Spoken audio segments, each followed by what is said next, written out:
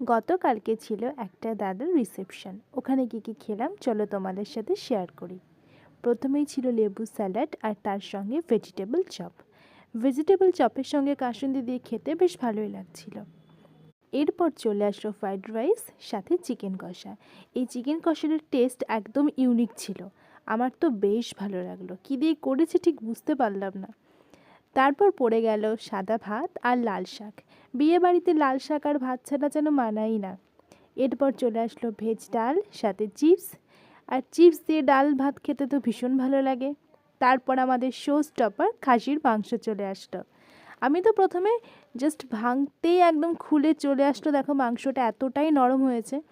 তো আমি অল্প অল্প করে ভাত আর বেশি বেশি করে মাংস খাচ্ছিলাম। এরপর সেকেন্ড টাইম নিয়ে নিলাম, তখনও শুধু মুখে খাওয়ার জন্য নিলাম।